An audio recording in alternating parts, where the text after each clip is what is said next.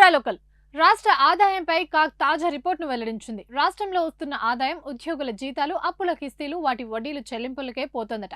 ఈ ఆర్థిక సంవత్సరం ఏప్రిల్ నెలలో రాష్ట్ర ఖజానాకు వచ్చిన రాబడిలో వీటికే పెద్ద మొత్తంలో చెల్లింపులు జరిగాయి. దీంతో సంక్షేమానికి తీవ్రంగా నిధుల కొరత ఏర్పడింది. ఏప్రిల్ నెలలో అన్ని రకాలుగా కలిపి రాష్ట్రానికి 16,473 కోట్ల ఆదాయం సమకూరింది. ఇందులో 12,000 కోట్లకు పైగా నిధులు కేవలం జీతాలు, పెన్షన్లు, అప్పుల కిస్తీలు, వడ్డీల చెల్లింపులకే పోయాయి.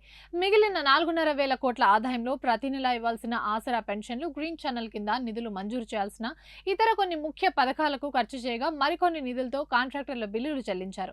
దీంతో కొత్త స్కీమ్లను ప్రకటించినప్పటికీ వాటిని అమల్లోకి తెచ్చేందుకు రాష్ట్ర ప్రభుత్వం తిప్పలు పడుతున్నట్టు స్పష్టమవుతోంది. గతేడాది ఏప్రిల్లో జీతాల కోసం 3,847 కోట్లు ఖర్చవగా అది ఈసారి 3,968 కోట్లకు పెరిగింది.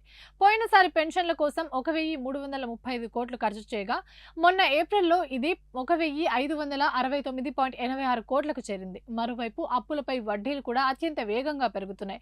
గత ఆర్థిక సంవత్సరంలో నెలకు సగటున 1,900 కోట్ల వరకు చెల్లింపులు చేయగా ఈ ఏప్రిల్ నాటికి ఇది 2,260 కోట్లు ఎగబాకింది. వీటికి తోడు కిస్తీలకు ఈసారి ఏప్రిల్ నెలలో 4,000 కోట్ల పైనే చెల్లించారు. ఆర్థిక లోటును పూడ్చడానికి రాష్ట్ర ప్రభుత్వం అప్పులపై ఎక్కువ ఆధారపడుతోంది. 2024 ఏప్రిల్లో 2,246 కోట్లు అప్పు చేయగా ఈసారి 5,230 కోట్లు అప్పు చేయాల్సిన పరిస్థితి ఏర్పడింది. అదే సమయంలో మూలధన వ్యయం తగ్గుముఖం పట్టింది. పోయిన ఏడాది ఏప్రిల్లో 3,119 కోట్ల మూలధనం వ్యయం ఉండగా మొన్నటి ఏప్రిల్లో ఇది 1,204 కోట్లకు తగ్గింది.